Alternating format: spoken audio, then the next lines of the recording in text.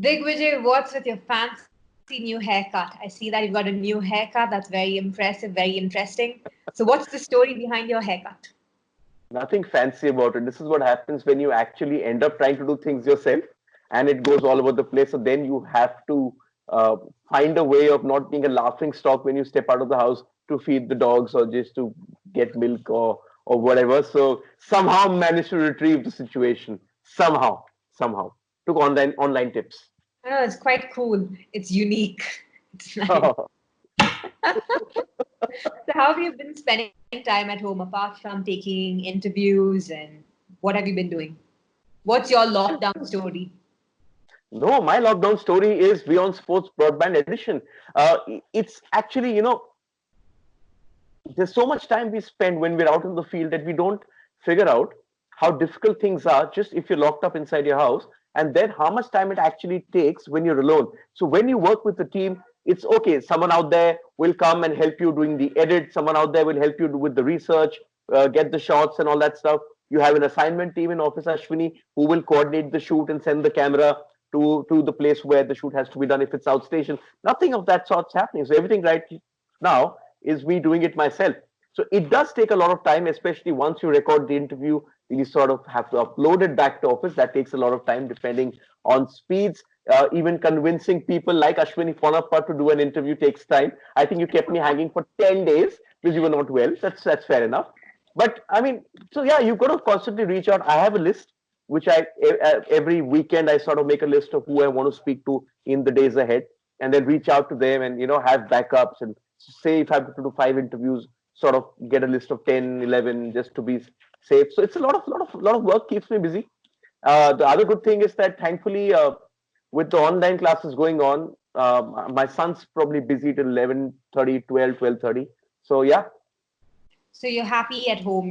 Are you enjoying work from home life or do you miss being in the office? You know me, I'm a bit of a workaholic. I'm just like to be where the action is. Sitting at home sorts of constrains you, doesn't it? Because uh, you're not always in control. There are other things which are happening around you in the house, which you have to also factor in. You got to clean the house, clean the utensils, get food, all of that. That's a So lot of work. Cleaning the it, house is it, a it lot of work. it is, and also my wife and I, we've sort of had this understanding that she and wherever so my son don't step out of the house. I go out for all the shopping and all of that stuff because uh, if something happens to me, at least they can survive. If something happens to my wife, what do I eat? I'm limited to Maggie, anda. I can make a bit of chicken, but so we sort of have our goals set. This is what I do. This is what she does.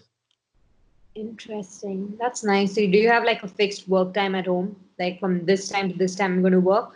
Or being at home, does it give you the flexibility to be like, okay, I can work anytime as long as I get my work done? There is flexibility, Ashwini, but there are certain things which, as a leader of a team and working in a news channel, you have to follow. So there is a morning con call editorial meet at about 9:30 in the morning. You got to be up for that. Then you sort of start planning for your day because usually the interviews happen at about 12, 12:30. So it takes about an hour and a half, 2 hours to actually prepare for the interview because I don't like to go into an interview blind and ask questions off the cuff because that happens when you come off a match. But here it's a structured interview. Talk to Ashwini, so you have to follow a certain chain of thought. So I prepare a lot. That takes about an hour and a half, 2 hours. Then just doing the interview, uploading it back to office, start then listening to it and sending back to the team because the sports team right now is at home, so there's a different team helping out with the edits.